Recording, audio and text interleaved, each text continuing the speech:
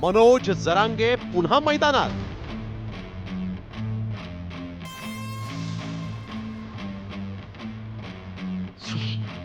शेतकरी संघटनांना जरांगेंची हार.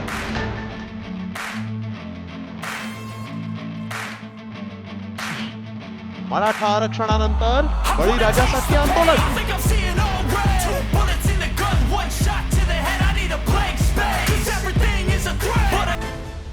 मराठा आरक्षणासाठी मुंबई जाम करणाऱ्या मनोज जरांगेंनी आता शेतकरी कर्जमाफीच्या मुद्द्यावर मैदानात उतरणार असल्याचं जाहीर केलंय. त्यासाठी मनोज जरांगेंनी 2 नोव्हेंबरला राज्यातील सगळ्याच शेतकरी संघटना आणि अभ्यासकांना अंतरवाली सराटीतील बैठकीसाठी साद घातली. शेतकरी संघटनेचे महाराष्ट्रात असणारे सगळे अध्यक्ष, त्यांचे पदाधिकारी,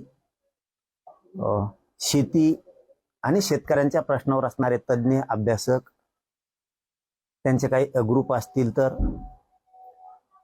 या सगळ्या बांधवांना आग्रहाची विनंती आहे की तुम्ही 2 नोव्हेंबरला रविवारी आंतरवाली सराटी इथे या. आपल्याला शेतकऱ्यांच्या प्रश्नासाठी ऐतिहासिक असं प्रचंड मोठं त्यांना न्याय मिळवून देण्यासाठी आंदोलन उभा करायचंय. एवढंच नाही तर मनोज जरांगेंनी बैठकीआधीच आंदोलनाची रणनीती स्पष्ट केली. अर्धे लोक आंदोलनात राहणार आहेत कुटुंबातले आणि अर्धे लोक शेतात.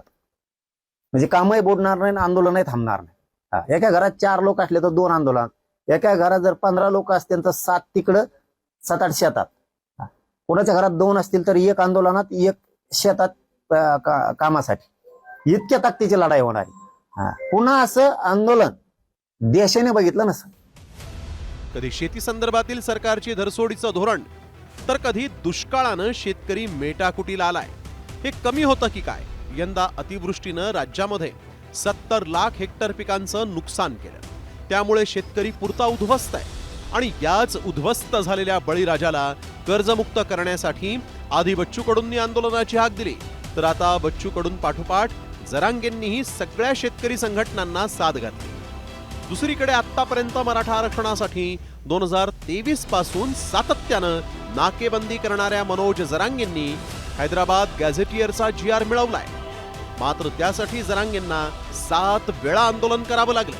आता शेतकऱ्यांच्या मुद्द्यावर जरांगेंनी आंदोलनाची हाक दिली असली तरी सरकार जरांगेंच्या आंदोलनाची दखल घेऊन पिकांच्या हमीभावासोबतच कर्जमाफीची मागणी मान्य करणार की आतापर्यंतच्या शेतकरी आंदोलनाप्रमाणे हे आंदोलनही दडपलं जाणार, याकडे आता सगळ्यांचंच लक्ष आहे.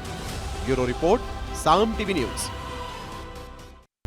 आता isakal.com आहे देशातील नंबर 1 ची मराठी न्यूज वेबसाईट.